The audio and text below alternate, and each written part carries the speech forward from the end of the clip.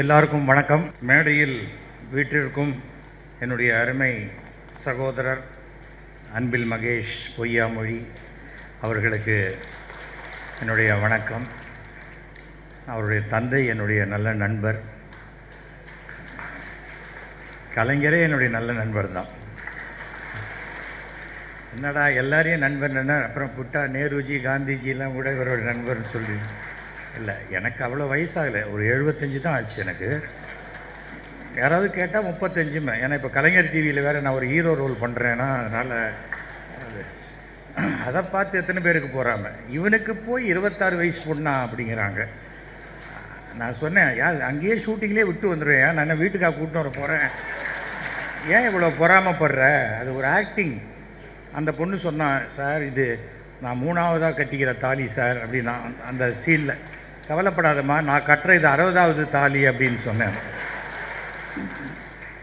அதெல்லாம் சினிமா நாடகத்தோடு விட்டுட்டு வீட்டுக்கு வந்தால் நம்ம வாழ்க்கை சிறப்பாக இருக்கும். நான் திருச்சிக்கு வரணும்னு சொல்லி 2 நாள் முன்னாடி சொன்னாங்க, சரின்ட்டேன். சரி, அதுக்கப்புறம் இந்த டிக்கெட் போட்ட அருண் தடுமாறி போயிட்டார்.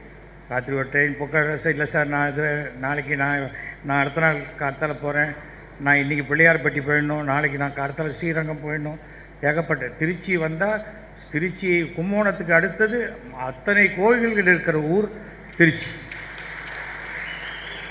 சாதாரணமான கெதில் இந்த பக்கம் ஆரம்பித்தா சமயபுரம் மாரியம்மன் அங்கே இங்கே இப்படி கொண்டு வந்து இந்த பக்கம் நான் இன்றைக்கி இருக்க பிள்ளையார்பட்டி வந்து 12 மணிக்கு இறங்கினேன் ஃப்ளைட்டில்.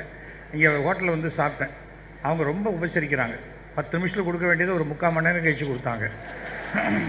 பசிச்சு சாப்பிட்டா தான் நல்லாயிருக்கும்னாங்க. எங்கள் அம்மா கூட இப்படி சொன்னது இல்லையா, நீ தயவு செஞ்சு கூடு அப்படின்னு சொல்லி சாப்பிட்டுட்டு கிளம்பி பிள்ளையார்பட்டி போயிட்டு, பிள்ளையார்பட்டிலேருந்து நேராக கிளம்பி இங்கே வந்தேன்.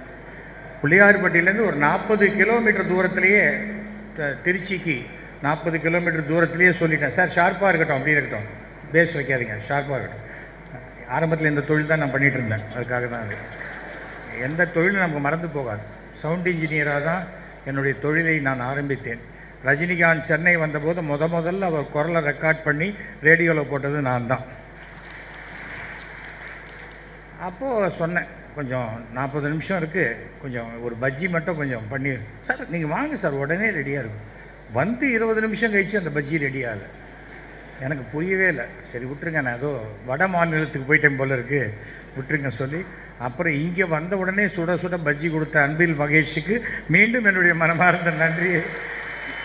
ஏன்னா பசியோடு இருந்தால் ரொம்ப கஷ்டம். அதுவும் நான்லாம் கொஞ்சம் டயாபெட்டிக்னா உடனே டயாபெட்டிக்கா அப்படின்னு தாடியெல்லாம் வளர்த்துக்க வேண்டிய அவசியம் இல்லை. டயாபெட்டிஸ் என்பது அது ஒரு நோய் அல்ல, குறைபாடு. 40 வயசாச்சுன்னா எப்படி கண்ணாடி போட்டுக்கிறோமோ அது மாதிரி தான். நம்ம ஒரு இடத்துக்கு போகிறோமா, ஒரு ஸ்வீட்டு வைக்கிறாங்கன்னா குடு அப்படின்னு சொல்லி எனக்கு டயபெட்டிஸ் இல்லைன்னு காட்டிக்கிறதுக்கு ஸ்வீட்டை தின்னுட்டு வீட்டில் போய் ஊசியை போட்டுக்கிட்டு எதுக்கு அவஸ்தை பண்ண, இல்லைப்பா எனக்கு டயபெட்டிஸ் இருக்குது வேண்டாம் அப்படின்னு கௌரவமாக சொல்கிறது சிறந்த ஒரு விஷயம். இந்த மீட்டிங்கில் நான் கலந்துக்கிறதுக்கு முக்கிய காரணம் என்னுடைய அருமை நண்பர் மாண்புமிகு தமிழக முதலமைச்சர் திரு மு.க. ஸ்டாலின் அவர்களுடைய பிறந்த நாள் விழா. ஒவ்வொரு தடவையும் நான் பார்த்துருக்கேன், தமிழ்நாட்டில் பல வருஷங்களாக பார்த்துருக்கேன். அந்த தாய் 8 அடி பாஞ்சா குட்டி 16 அடி பாயும் அப்படிம்பாங்க. கலைஞர் அப்போவே 32 அடி பாய்வார். இப்போது அவருடைய மகன் 84 அடிக்கு மேலே பாஞ்சிக்கிட்டு இருக்கார். இன்றைக்கி இந்தியாவிலேயே ஒரு முன்மாதிரியான மாநிலம் என்றால் தமிழ்நாட்டில் என்ன பண்ணுறாங்கப்பா அதை கேளு அப்படிங்கிற அளவுக்கு அனைத்து மாநிலங்கள்லேயும் அது 1000 ரூபா கொடுக்குறது, நான் 1200 ரூபான்னு அனௌன்ஸ் பண்ணுறேன் எல்லாம் சொல்கிறாங்க. ஆனால் எல்லா திட்டங்களும் முதல்ல ஒரு பிள்ளையார் சுழி போடுவது தமிழகத்தில் தமிழக முதலமைச்சரால் தான். இன்றைக்கும் அவர் யாராக இருந்தாலும் பார்த்து டக்குன்னு பேசுறது. ஒரு தடவை என்ன பார்க்கவே இல்லை, என்ன சார் நீங்கள் பிஸியாக இருக்கீங்க அப்படின்னு. நான் தான் உங்களை பார்க்குறேன், இந்த கடலை மிட்டாய் கடை வாசலில் நிற்கிறீங்களே அப்படிங்கிறார். அது கான்வாய் போகிற ரூட் அது. இருந்தாலும் எவ்வளோ கவனிக்கிறாங்கிறதுக்கு சொல்கிறேன். ஒரு விஷயம் ஒருத்தரை பிடிச்சதுன்னா பிடிச்சது.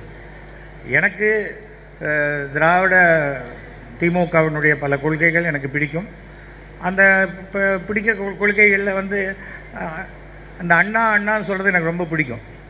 காரணம் என்னென்னா, எங்கள் அப்பாவையே நாங்கள் அண்ணான்னு தான் கூப்பிடுவோம். ஸோ அந்த ஏதோ ஒரு நெருக்கம் ஒரு இருக்குதுன்னு வச்சுக்கோங்களேன், அது வந்து நம்ம ஃபேமிலியில் இருக்கணும். இத்தனை லேடிஸ் வந்திருக்கீங்க, இத்தனை பேர் வந்திருக்கீங்க, திடீர்னு பாஜகவில் சொல்கிறாங்க தமிழ்நாட்டில் பெண்களுக்கு பாதுகாப்பு இல்லைன்னு. இங்கே என்ன வாசலில் பிஜேபிக்காரங்களை பாதுகாப்பு கொடுக்குறாங்க. அவங்க பாதுகாப்பு கொடுக்காத வரைக்கும் உங்களுக்கு நல்லது. ஏன்னா ஏதாவது ஒரு கட்சியில் 1,00,000 பேரில் ஒருத்தர் இடுப்பு கிளினா அங்கே 1,00,000 பேரும் இடுப்பு கிள்றாங்க. நான் என்னை வந்து அரசியலுக்கு அழைத்து வந்தது ஜெயலலிதா அவர்கள். அப்புறம் அரசியல் கட்சியிலேருந்து என்னை வெளில அமிச்சதும் அவங்களே தான். அப்போ தான் தெரிஞ்சுக்கிட்டேன், ரொம்ப அளவு கடந்து நேர்மையாக இருக்கக்கூடாது ஒரு கட்சியில்ன்ட்டு. நீ சரிப்பட மாட்டேன், இவன் அதுக்கு சரிப்பட மாட்டான்ட்டு அமிச்சிட்டாங்க நமக்கு. அப்புறம் காங்கிரஸில் ராகுல் காந்தி கூப்பிட்டாருன்னு போனேன். அங்கே 2 மாதத்துக்கு மேலே வச்சுக்க மாட்டேன்ட்டாங்க, அவங்களும் அனுப்பிச்சிட்டாங்க. என்னடா எல்லா இடத்துலையும் அனுப்புகிறாங்கன்னு பார்த்தேன். அப்புறம் பார்த்தா நானே வெளில வரணுங்கிறதுக்கு ஒரு கட்சி இருந்தது, அதுதான் பாஜக. நான் வெளில வந்துட்டேன். 95 படம் நடிச்சிருக்கேன். அத்தனை பேர் அன்பாக பேசுவாங்க, ஆசையாக பேசுவாங்க என்கிட்ட. திடீர்னு பார்த்தா என்னாச்சு இவனுக்கு டேய் அப்படிங்கிற மாதிரி என்னை முறைக்கிறாங்க. எனக்கு ஒன்றுமே புரியல. அப்புறம் பார்த்தா சேராத இடம் தண்ணில் சேர்ந்து இப்படி ஆயிட்டியாடா கண்ணாங்கிற மாதிரி நம்மளை பார்த்து. அது 2008 என்னை கட்சியை விட்டு எடுக்கிறாங்க. நான் குத்தாலத்தில் குளிச்சிட்ருக்கேன், அது அதிமுகவில். கட்சி விட்டு தண்ணியில் அந்த வாட்டர் ஃபால்ஸில் கீழே அங்கே ஒரு சுனை இருக்கும், அங்கே குளிச்சிட்ருக்கேன். ஆனால் உங்களை ஏடிஎம்கேலேருந்து தூக்கிட்டாங்க என்ன அப்படின்றாங்க. அப்படின்னு நான் கையை காமிச்சிட்டு ஒரு முழுக்கு தான் போட்டிருந்தேன், இன்னும் 2 முழுக்கு போட்டு வந்து இருக்கிற வரைக்கும் நல்லது, இல்லாட்டா ரொம்ப நல்லது அப்படின்னு ஏந்தோடனே ஃபோன் அடிக்குது. ஃபோன் அடித்தா ஹலோ அப்படின்னேன். என்ன பிரதர் தூக்கிட்டாங்க போல இருக்கே. யார்? நம்முடைய அன்றைய துணை முதல்வர் தளபதி ஸ்டாலின் அவர்கள் என்னை கூப்பிட்டு சொல்கிறார். என்ன சார் யார் என்ன தூக்கினா? நீங்களாம் இருக்கீங்களே, நீங்கள் தான் எனக்கு ஃப்ரெண்ட் இருக்கீங்க, எனக்கு அப்புறம் எனக்கு என்ன இருக்குது சொல்லுங்கள் அப்படின்னு. அப்போது என்னை தமிழக வரலாற்றிலேயே ஒரு மாற்றுக் கட்சி உறுப்பினர் திமுக பொதுக்குழுவில் கலந்துக்கிட்டது நான் தான். இது எவ்வளோ பெரிய கௌரவம்! அப்படியெல்லாம் ஒரு கௌரவத்தை கலைஞர் யாருக்கும் தப்புன்னு தூக்கி கொடுத்துட மாட்டார். கலைஞர் வாயால் ஒருத்தனை திட்டினா கூட அவனுக்கு மிகப்பெரிய எதிர்காலம் இருக்குன்னு அர்த்தம். அதை தெரிஞ்சுக்கணும். ஐயோ திட்டாரு, உன்னை ஆமை வச்சுன்னு திட்டுற அளவுக்கு நீ என்ன அவ்வளோ பெரிய ஆளாக ஆமை வச்சு திட்டுறாருல, அப்போ நீ பெரிய ஆளாக வருவ அப்படிங்கிற. எனக்கு தெரிந்த இந்திய அரசியலில் கலைஞரை போன்ற ஒரு தலைவரை நான் பார்த்ததில்லை. ஸ்டேட்டாக இருக்கட்டும், சென்ட்ரலாக இருக்கட்டும், பஞ்சாயத்தாக இருக்கட்டும், நம்ம என்ன படிக்கிறோங்கிறது முக்கியம் இல்லை, எத்தனை லட்சக்கணக்கான பெண்களையும் குழந்தைகளையும் படிக்க வச்சோம் அப்படின்னா அது கலைஞர் தான் முதல் இடத்துல இருக்கார். இன்றைக்கு அதே போல் திரு ஸ்டாலின் அவர்கள் குழந்தைகளுக்கு உண்டான சத்துணவாக இருக்கட்டும், மதிய உணவாக இருக்கட்டும், 1000 ரூபா காலேஜுக்கு போகிற பெண்களாக இருக்கட்டும், இலவச பஸ் பாஸாக இருக்கட்டும், ஒரு குடும்பத்துக்கு மாதத்துக்கு சுமார் 4000 ரூபாய் வரைக்கும் அவர்கள் வளர்ச்சிக்காக, லஞ்சம் கிடையாது, இது வளர்ச்சிக்காக கொடுத்து கொண்டிருக்கும் ஒரே முதல்வர் திரு ஸ்டாலின் அவர்கள். நாளைக்கு யாராவது எலெக்ஷனில் நான் வந்தால் கொடுப்பேன்னு தான் சொல்லலாமே தவிர, நான் கொடுத்துருக்கேன் எனக்கு ஓட்டு போடுன்னு கேட்குற தகுதி தமிழ்நாட்டில் வேறு யாருக்குமே இல்லை. ஃபஸ்ட்டு செஞ்சுட்டேன், செய்யணும். யாராக இருந்தாலும் நமக்கு யார் நல்லது செய்கிறாங்களோ அவங்களுக்கு நாம் நல்லது செய்ய போகிறோம். கலைஞருடைய சிம்பிளிசிட்டி, அதை போன்ற ஒரு எளிமை யார்கிட்டையும் பார்க்க முடியாது. ஒரு நாள் காலையில் 5:30 மணி இருக்கும், அறிவாலயத்தில் வாக்கிங் போயிட்டுருக்கார் லுங்கி கட்டிட்டு. சார் வணக்கம் சார் அப்படின்னேன். என்னையா இங்கே வந்திருக்க காலங்காலத்தால் அப்படின்னார். இல்லை ட்ராமா போடுறேன், அதுக்கு உங்கள் டேட்டு வேணும், அதுக்கு நீயும் லுங்கி கட்டின்னு வந்துடுவியா இங்கே அப்படின்னு. இல்லை சார், தமிழக முதலமைச்சரை யார் வேண்டுமானாலும் எவ்வளோ சுலபமாக வேணாலும் பார்க்கலாங்கிறதுக்கு நீங்கள் ஒரு உதாரணம், அதுக்காக தான் வந்திருக்கேன். இப்போவே குளிர்ந்து நீ வேறு ஐஸ் வைக்கிற பற்றியா அப்படின்னார். சொன்னார். கிளம்பிட்டேன், வணக்கம் போட்டு கொஞ்சம் நடந்தேன். அவர் வேகத்துக்கு என்னால் நடக்க முடியல. அப்போது நான் சொல்கிறது 96 காலத்தால் 10 மணிக்கு சண்முகநாதன் பேசுகிறேன். உங்களுக்கு எந்த டேட் வேணும்னு முதலமைச்சர் கேட்க சொல்கிறாருன்னு. வேறு எங்கேயாவது நடக்குமா சொல்லுவேன். 2006 நான் எம்எல்ஏ ஆகிட்டேன், எதிர்கட்சியில் இருக்கேன். எம்எல்ஏவாக இருக்கும்போது காலையில் அங்கே லோக்கலாக இருக்கிற திமுக கவுன்சிலர் தன் அதிகபட்ச விசுவாசத்தை காட்டுறதுக்கு அந்த ஆஃபீஸ் எடுத்துகிட்டு இது நான் எம்எல்ஏக்கு தரமாட்டேன்ட்டார். நான் என்ன பண்ணேன், வாசலில் கார் டிக்கிலேயே வச்சு சைன்லாம் பண்ணி கொடுத்தேன். அது ஏதோ பத்திரிகையில் ஃபோட்டோ வந்துடுச்சு. அடுத்த நாள் காலத்தில் 6 மணி சண்முகநாதன் பேசுகிறார். தலைவர் சொல்கிறாரு, கார்த்தால பேப்பரை பார்த்தாராம், அந்த ஆஃபீஸை நீங்கள் எடுத்துக்க சொல்லிட்டாரு, அந்த கவுன்சிலர் அங்கேருந்து காலி பண்ண சொல்லிட்டாரோ. யாராவது சொல்லுவாங்களா சொல்லுங்கள். என்னென்றால் அது என்னன்னா, நீ எதிர்கட்சியோ இதுவோ கலைஞருக்கு ஒருவரை பிடித்து விட்டால் அது அவர் நெஞ்சில் போய் உட்காருதுங்கிறது அவ்வளோ கஷ்டம். அது எனக்கு கிடைச்ச மிகப்பெரிய பெருமையாக நான் நினைக்கிறேன். அதே பெருமை தான் இன்றைக்கு நம்முடைய மாண்புமிகு முதலமைச்சர் திரு மு க ஸ்டாலின் அவர்கிட்டையும். அவர் அன்றைக்கி பேசின பேச்சு ஒரு ஸ்கிரிப்ட் கிடையாது, அப்படியே இதயத்தின் அடித்தளத்திலேருந்து வர ஆத்மார்த்தமான பேச்சு.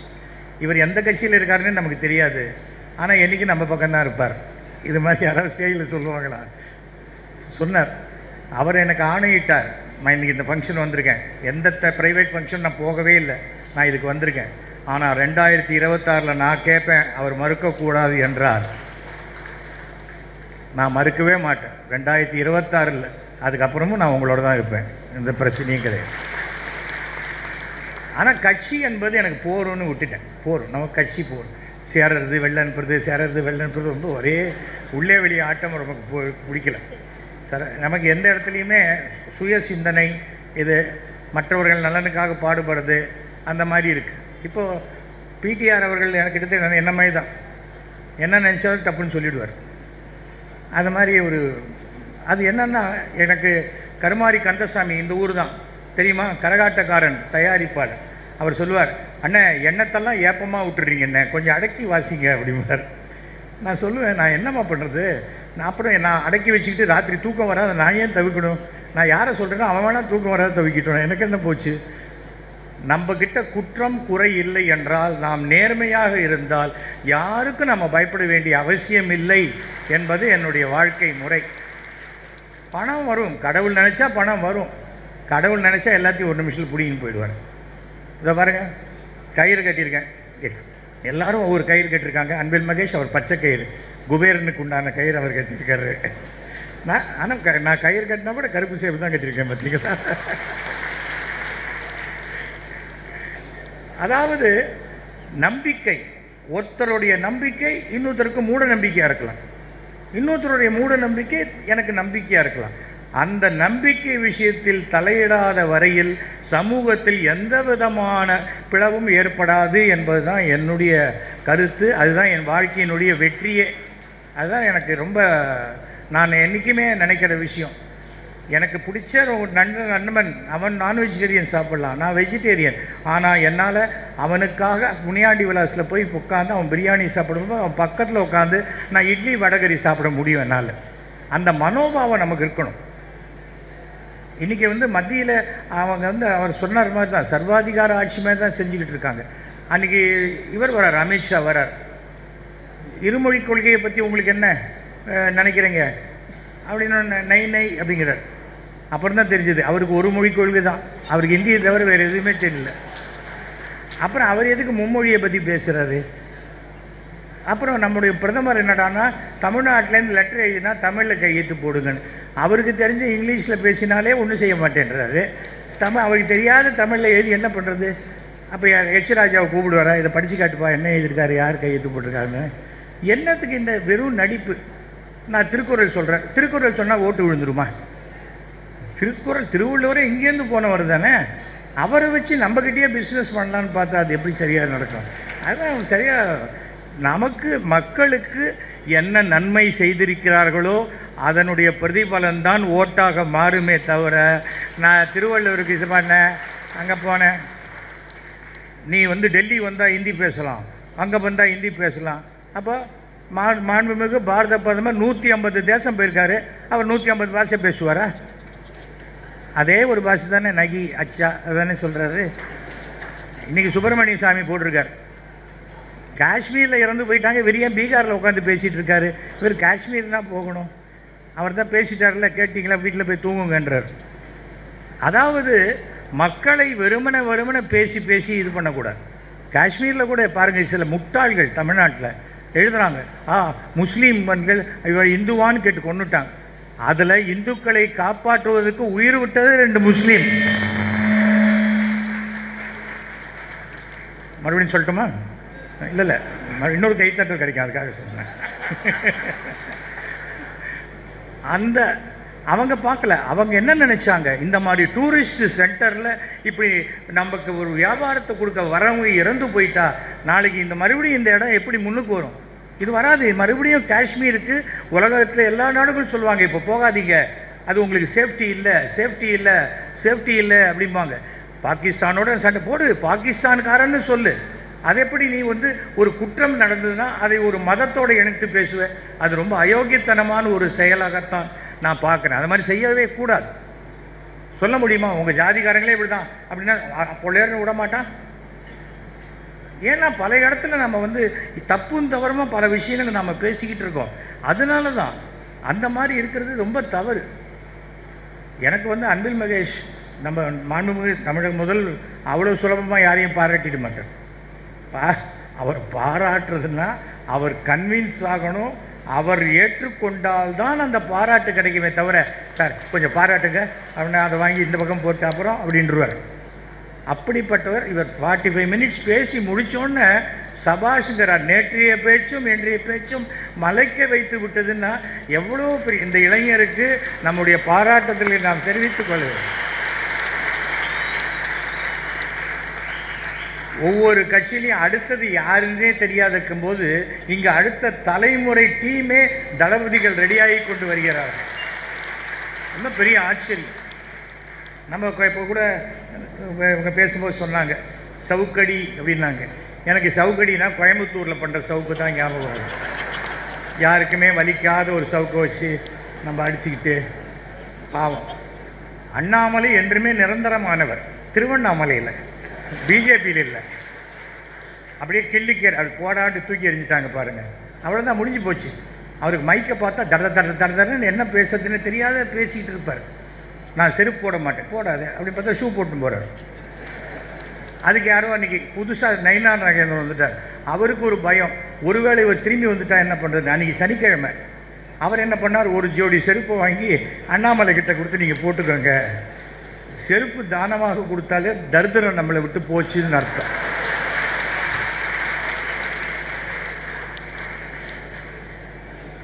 அந்தாலும் இல்லைண்ணே வீட்டில் எனக்கு ஒரு 8 செருப்பு இருக்குன்னு சொல்ல வேணாம், அந்த அல்பமாக இருப்பான், கொடுங்கண்ணே கொடுங்கண்ணே வாங்கிக்கோ. நான் எனக்கு புரியவே இல்லை, அவ்வளோ அல்பமாக என்ன. குடும்பத்துக்கு தான் 10 லட்ச ரூபா யாரோ கொடுக்குறாங்கல்ல, சாப்பாட்டு செலவு எல்லாத்துக்கும் கொடுக்குறாங்க. அவருக்கே 10 லட்ச ரூபா வாட்சை சீப்பாக 2 லட்ச ரூபாய்க்கு கொடுக்குறாங்க. இன்னி வரைக்கும் அந்த ரசீது கொடுக்கவே இல்லை. அவர் எதுவுமே கொடுக்கணும். அண்ணாமலை அப்படின்னா பொய் அப்படிங்கிறது தமிழக அரசியலில் ப்ரூவ் பண்ணுறதுக்காக ஒரு 3 வருஷம் அவரை வச்சுருந்தாங்க. இப்போ ஒன்றும் பிரச்சனை இல்லை. இப்போவும் அதிமுக ஜெயிக்கிறதுக்கு எந்த வாய்ப்புமே இல்லை. ஏன்னா பிஜேபியோட கூட்டணி போயிடுச்சு. பிஜேபி என்பது அசைக்க முடியாத ஒரு பாறாங்கல். அதை கட்டிட்டு யார் தண்ணியில் குதித்தாலும் பாறாங்கலுக்கு ஒன்றுமே ஆகாது. கட்டிட்டு குதிக்கிறவங்க உள்ளே போயிடுவோம், அதோடு சரி. அவங்கள கூப்பிட்டு வச்சு வீட்டில் பிரியாணி என்ன போட்டால் கூட பிரியாணி வேணால் ஜீரணமாகலாமே தவிர அந்த அந்த கட்டமைப்பு சரியாக வர. தமிழ்நாட்டில் சிறுபான்மையருடைய எதிர்ப்பை சம்பாதித்து கொண்டு எந்த ஒரு கட்சியும் ஆட்சிக்கு வரவே முடியாது. சிறுபான்மையருடைய ஆதரவு வேணும் கட்டினாலும் பெரும்பான்மையரை புண்படுத்தணும்னு எந்த ஒரு சிறுபான்மையிலும் சொன்னதே கிடையாது. அதையே நாம் உணரணும். எங்கள் வீட்டுக்கு பக்கத்து வீடு முஸ்லீம், எய்த்து வீடு கிறிஸ்டியன். எனக்கு ரம்ஜான்லாம் வந்தால் நான் முஸ்லீமாக இருந்தால் கூட அப்படி கொண்டு வர மாட்டேன். டப்பாவாக அவ்வளோ பிரியாணி வரும். ஆனால் அதில் பார்த்தீங்கன்னா பாதி வந்து இவர் நான்வெஜிடேரியன் சாப்பிட மாட்டேன், வெஜிடபிள் பிரியாணி வரும், வெஜிடேரியன். அதில் வந்து எனக்கு ரொம்ப பிடிச்சது அந்த கத்திரிக்காய் கூட்டு அது இருக்கும். அப்புறம் பிரெட் அல்வா. நமக்கு எது பிடிக்குமோ அதை சாப்பிட்றோம். நம்ம வீட்டில் நிறைய பேர் ஒர்க் பண்ணுறாங்க, அவங்களுக்கு என்ன பிரியாணி பிடிக்குமோ அவங்களுக்கு கொடுக்குறோம். இல்லை என்ன தப்பு இருக்குது? நாளைக்கு தீபாவளி போது நாம் ஒரு ஸ்வீட்ஸை கொண்டு கொடுக்க போகிறோம், அவ்வளோதானே. இந்த மத நல்லிணக்கம் இல்லாத வரையில் எவ்வளவு பெரிய நாடாக இருந்தாலும் அந்த நாடு முன்னுக்கு வராது, தமிழ்நாட்டை தவிர. அவ்வளோதான். அதுக்கு மேலே ஒன்றும் சொல்கிறதுக்கே இல்லை. நமக்கு இந்து மத எதிர்ப்பு அப்படிங்கிறாங்க. அப்படியே எல்லாத்தையும் திமுக எதிர்க்குது. திமுக எங்கே எதிர்க்குது? திமுகவுடைய கொள்கை என்ன? ஒன்றே குலம் ஒருவனே தேவன். கடவுள் இல்லைன்னு திமுக சொல்லலை, அது சொன்னது திக, அது வேற. ஆனால் ஆட்சி அமைப்பதும் ஓட்டு வாங்குவதும் நாட்டை நடத்துவதும் திமுக தான். திமுகவுடைய கொள்கை எதுவோ அதை நீங்கள் பாருங்கள்.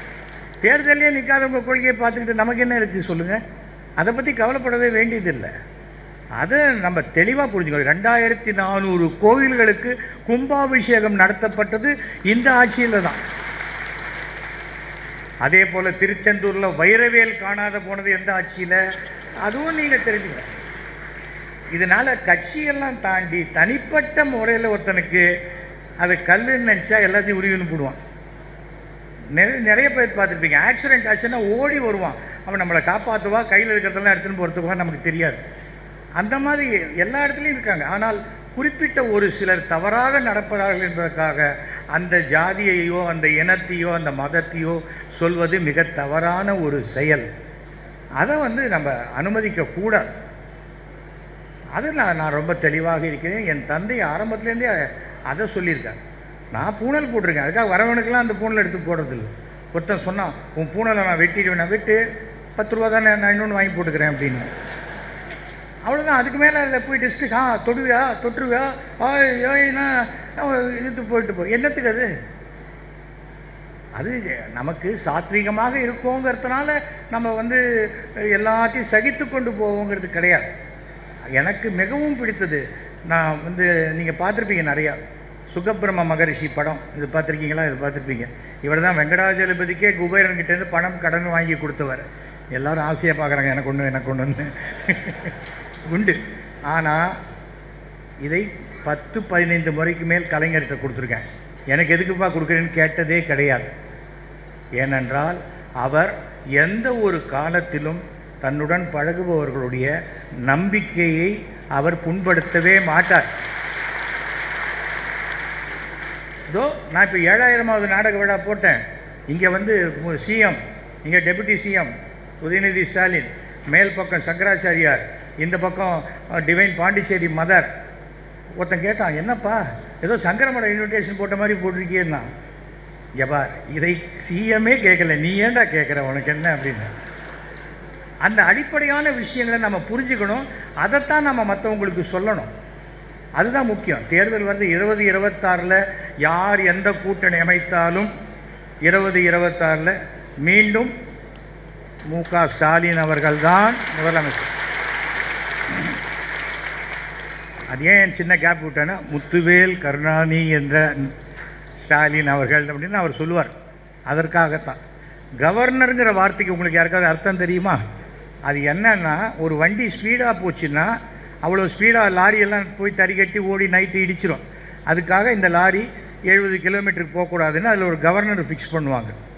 அந்த லாரி அந்த 70 கிலோமீட்டருக்கு மேலே போகாது. அதுக்காக அந்த கவர்னரே தானே லாரி ஓட்டணும்னு ஆசைப்பட்ட எப்படி சரியாக வரும்? அந்த ஆசைக்கு தான் ஆப்படிச்சாங்க சுப்ரீம் கோர்ட்டில். நீ என்ன வேலையோ அதை மட்டும் பண்ணு.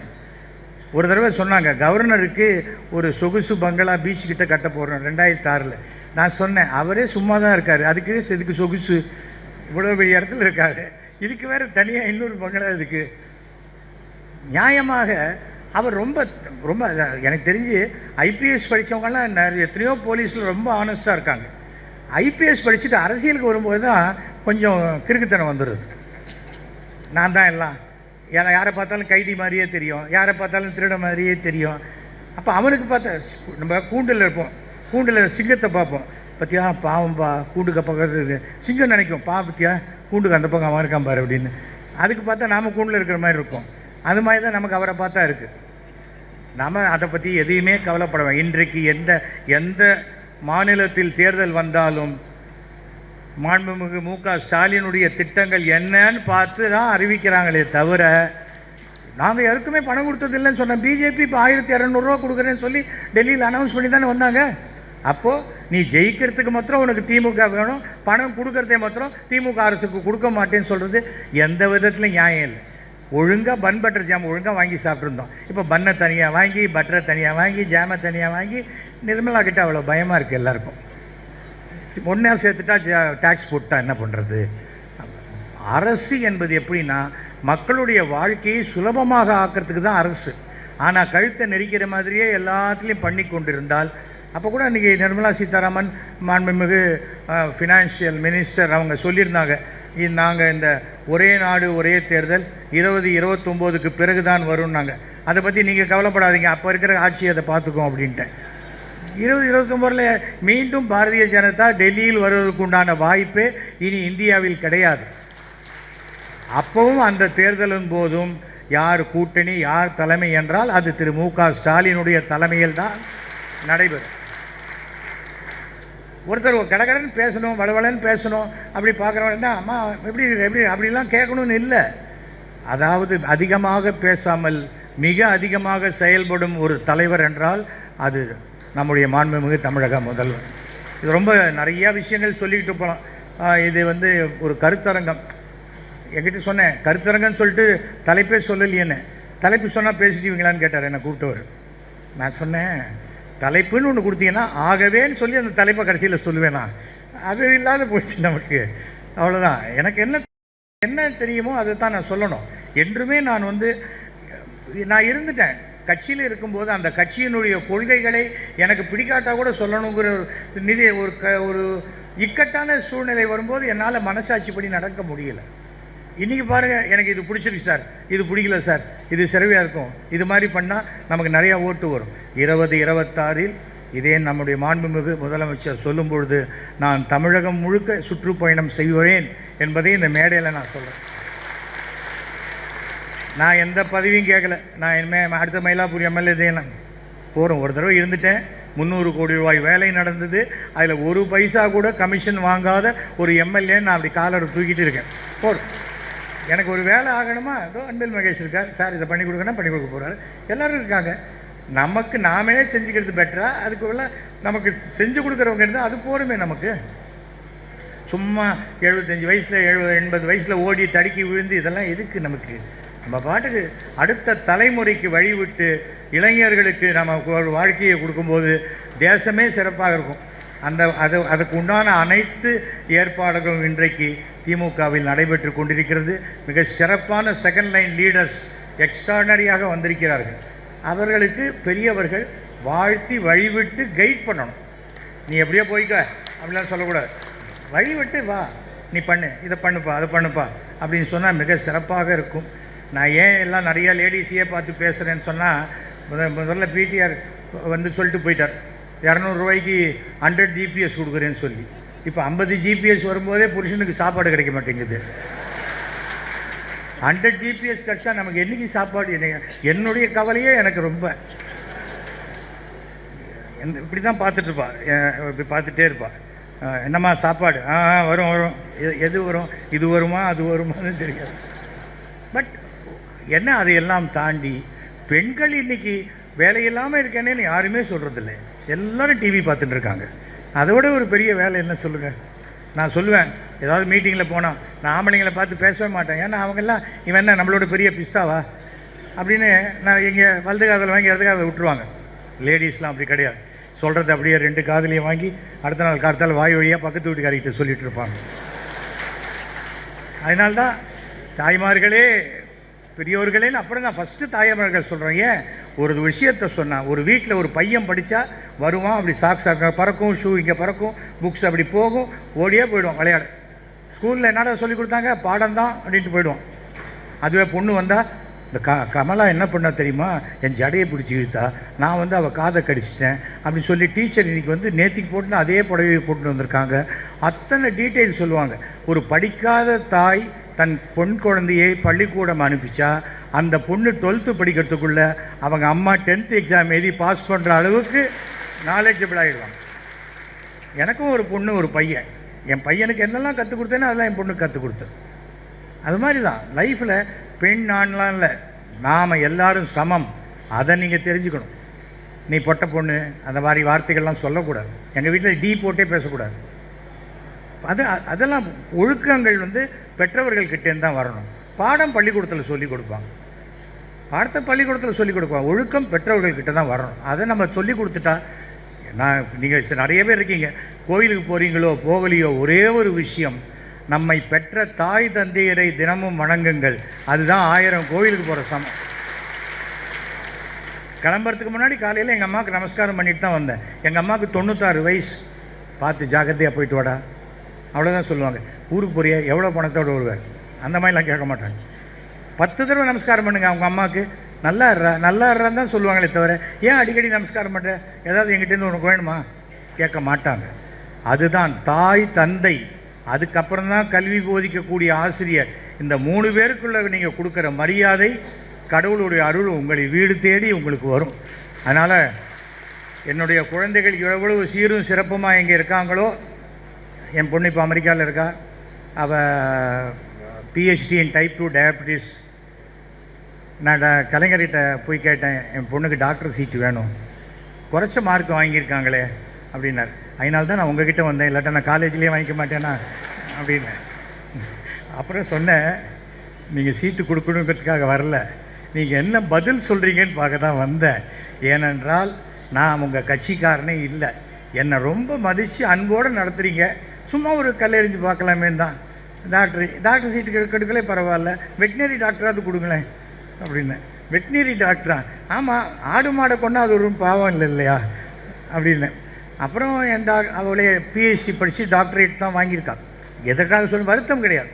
ஒருத்தர்கிட்ட ஒரு வேலைக்கு போகிறோம், அவர் இல்லைன்னு சொன்னோன்னா அப்படியே ஜென்ம விரோதியாக பார்க்குறத முதல்ல நிறுத்துங்க. நமக்கு அது நடக்க வேண்டிய நேரம் வரவில்லை அப்படின்னு நினச்சிங்கன்னா, உங்களுக்கு நேரம் வரும்போது அவங்களே கூப்பிட்டு உங்களுக்கு என்ன உண்டோ அதை செஞ்சு கொடுப்பாங்க. நம்ம தப்பாக இருந்தால் செஞ்சு விட்டுருவாங்க. நிறையா வித்தியாசம் இருக்குது. அதனால் பார்த்துக்கங்க. உங்கள் அனைவருக்கும் கடவுள் அனைத்து செல்வங்களையும் கொடுக்க வேண்டும். உங்கள் குழந்தைங்க பேரும் புகழும் பெற்று 100 ஆண்டு காலம் பல்லாண்டு வாழ வேண்டும் என்று நான் கேட்டுக்கிறேன். நான் வர 28ஆம் தேதியிலேருந்து கலைஞர் தொலைக்காட்சியில் சாயங்காலம் 7 மணிக்கு மீனாட்சி சுந்தரம் பாருங்கள். அது வண்ணக்கோலங்கள் மாதிரி இருக்குமே நினச்சி பார்த்துடாதீங்க. கொஞ்சம் சீரியஸாக ஆரம்பிக்கும், அப்புறம் உங்களுக்கு பழகிடும். அதனால் மீண்டும் சந்தர்ப்பம் கிடைக்கிறதெல்லாம் நான் வருவேன், வந்து இங்கே உங்களை. ஏன்னா நான் பிறந்தது தஞ்சாவூர் மேலே வீதி தான், சீர்காழி சட்நாதபுரம் தான் என்னுடைய ஊர். என்னுடைய மனைவியுடைய தாத்தா பிரபல இசையமைப்பாளர் ஜி ராமநாதன் இங்கே தான் யானைக்கட்டியில் தான் அவர் தியாகராஜ பாகவதர்லாம் ஒன்றா தான் மியூசிக் போட்டு எல்லாம் இருந்தாங்க. ஸோ ஒரு கலை குடும்பம். இந்த குடும்பத்தில் நான் என்றைக்குமே ஒரு அங்கத்தினர் என்பதை பெருமையுடன் சொல்லிக்கொண்டு, ஏன்னா மற்ற எல்லாத்தையும் நான் கட்சிக்காரம்மா, திமுகவில் தான் நாங்கள் ஒரே குடும்பம்ப்பா நாங்கள் அப்படிம்பாங்க. அப்போ குடும்பத்துக்குள்ளே அடித்தடி சண்டை இருக்கும், ஆனால் ஒன்று சேர்ந்துப்பாங்க. அந்த ஒற்றுமை கடைசி வரைக்கும் இருக்க வேண்டும் என்ற எண்ணம் உண்டு, வாழ்த்துக்கள் உண்டு. மீண்டும் மீண்டும் இப்படிப்பட்ட ஒரு நல்ல வாய்ப்பை கொடுத்ததுக்கு என்னுடைய அருமை தம்பி திரு அன்பில் மகேஷ் அவர்களுக்கு என்னுடைய மனமார்ந்த நன்றிகளை நான் தெரிவித்துக் கொள்கிறேன். மீண்டும் சந்திப்போம். நிறைய இருக்குது அது பேசும்போது, ஏன்னா சார் பேச போகிறாரு, எனக்கும் நைட்டு ட்ரெயின் இருக்கிறதுனால. மீண்டும் சந்திப்போம். நன்றி, வணக்கம். யாராவது நான் பேசுனதை பற்றி கருத்து சொல்லணும்னா எப்போ வேணால் எனக்கு ஃபோன் பண்ணி சொல்லுங்கள். 9841023545. என்ன சார் இப்படி ஃபோன் நம்பரை கொடுக்குறீங்களேன்னா, அத்தனை பேர் எனக்கா பண்ண போகிறாங்க, நீ விடுப்பா, ஏதோ பாதி பேர் அவர் ஆசை கொடுக்குறான்னு நினச்சிப்பாங்க. எங்கள் தெருவிலலாம் இந்த இங்கே இவ்விடம் பொது கழிப்பிடங்கிற இடத்துலலாம் என் நம்பர் இருக்குது. அந்த அளவுக்கு என் ஏரியாவில் என் நம்பர் இருக்குது. முதல்ல அந்த தொடர்பு எல்லைக்கு அப்பால் எந்த அரசியல்வாதியும் போயிடக்கூடாது. போகாமல் இருந்தால் அவர்களுக்கு என்றைக்குமே வாழ்க்கையில் மிக சிறப்பு உண்டு. நன்றி, வணக்கம்.